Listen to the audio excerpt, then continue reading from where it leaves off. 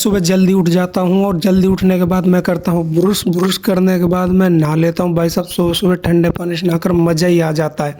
उसके बाद नाश्ते में मिलते हैं ठंडे ठंडे आम। भाई साहब जिनको खाकर मज़ा ही आ जाता है, एकदम मूड फ्रेश हो जाता है और मैं लपेट देता हूँ उन आमों को कुछ ही देर में। उसके बाद पहुँच जाता हूँ मैं अपने अंकल के घर, जो कूलर के लिए कब्र खोद रहे थे, क्योंकि वह चल नहीं रहा था इतनी गर्मी में भी। और ये जस्ट मजाक था, ऐसा कुछ भी नहीं है। वो अपने कूलर के लिए जगह बना रहे थे रखने के लिए। और उसके बाद हम कूलर की पंखड़ी लेने के लिए निकल जाते हैं बाजार। और बाजार में पहुंचने के बाद हमें दिखता है वहाँ पर फालूदा वाला।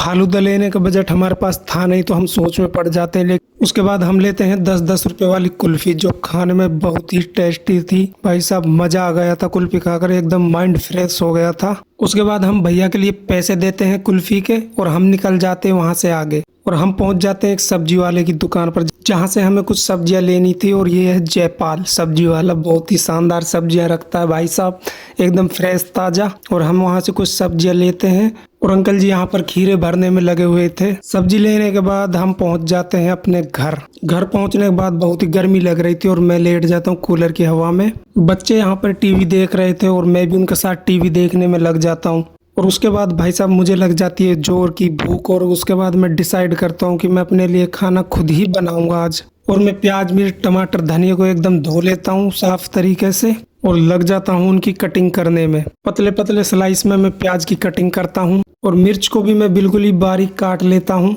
सारी चीजें काटने के बाद मैं पहुँच जाता हूँ गैस चूल्हे के पास। और उसके बाद मैं गैस ऑन करता हूँ और उसके ऊपर रखता हूँ मैं कढ़ाई।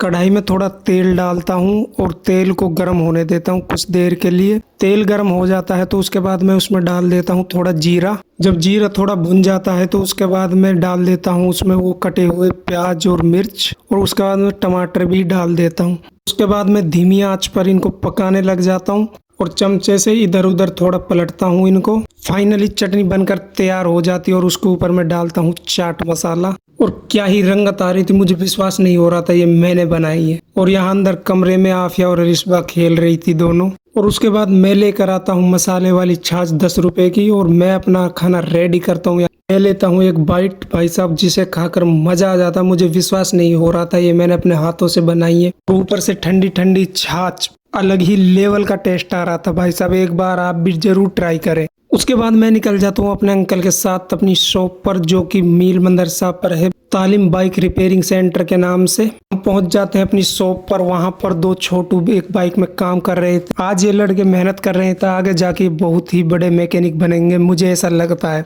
यहाँ पर जिनके पास कोई काम नहीं था वो यहाँ पर आराम से बैठे हुए थे भाई साहब, मौज काट रहे थे दोपहरी में। और मैं आपको दिखाता हूँ दुनिया का सबसे बड़ा मोबाइल। ये देखो, आप चेक करो, यह है दुनिया का सबसे बड़ा मोबाइल, जिसे उठाने के लिए 4 क्रेन लगती है। में बैठे हुए थे और बहुत ही तेज आंधी आ जाती है। और इसी के साथ हम करते हैं व्लॉग का एंड।